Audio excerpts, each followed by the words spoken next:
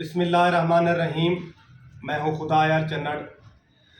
पाकिस्तान के अंदर सियासतदानों के अलावा जितने भी ये लोग टीवी एंकर, कालम निगार, तज्ज़िया निगार, ये बड़े बड़े सहाफ़ी बैठे होते हैं टीवी पर बात करते, बस इनके हाथ में कोई बात आ जाए, कोई लफ्ज़ आ जाए, उस बात का बतंगड़ बना के पेश करते हैं। सारा दिन ये अपने उस चैनल को चार चांद लगाने के लिए, अपने व्यूअर्स बढ़ाने के लिए आवाम को गुमराह करते रहते हैं।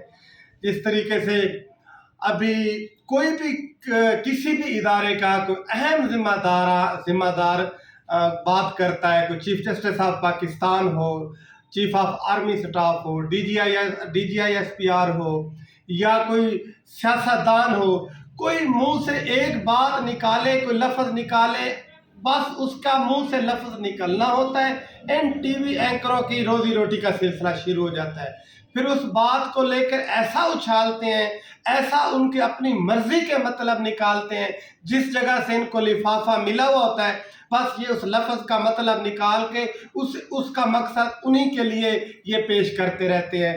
जैसे आजकल जी मुदाखलत और साजिश के लफ्ज़ के ऊपर इतनी बहस है, जिस तरीके अल्लाह माफ़ करे ये कोई दीनी अल्फाज हो, जैसे कोई कुरान और हदीस का कोई लफ्ज़ हो, इसके ऊपर इतनी बहस हो रही है। जी साजिश का मतलब ऐसे नहीं ऐसे होता है, जी मुदाखलत का मतलब ऐसे नहीं ऐसा होता है, मुदाखलत एक ख़तरनाक लफ्ज़ है, नहीं जी नहीं, साजिश ख़तरनाक लफ्ज़ है। बस इसी के ऊपर एक डिबेट हो रही है दिन ब दिन।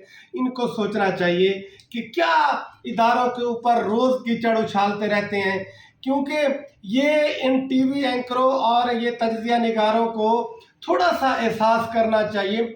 पाकिस्तान के अंदर तो आज तक जितने हमारे उलमाए कराम या जितने मसलक के लोग हैं, दीनी लोग हैं, कुरान और हदीस का तर्जुमा मुतफ़िका तौर पे नहीं कर सके।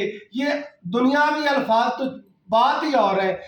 जितने भी उलमाए कराम हैं, इन लोगों ने भी तमाम कुरान और हदीस के मतलब अपने ही मर्जी, अपने ही मतलब, अपने ही मसलक के मुताबिक निकाले हुए हैं। ये तो फिर भी दुनियावी बातें हैं। इसमें जितने भी इदारे हैं, इदारों के अहम जिम्मेदारान हैं, जिनको ये आए दिन ये कालम निगार, ये तज्ज़िया निगार, ये टीवी एंकर, ये बड़े सहाफ़ी घसीटते रहते हैं, इनको शटअप कॉल देनी चाहिए कि बिला वजह इनको इनके मुदाखलत नहीं करनी चाहिए इस मामले में। शुक्रिया।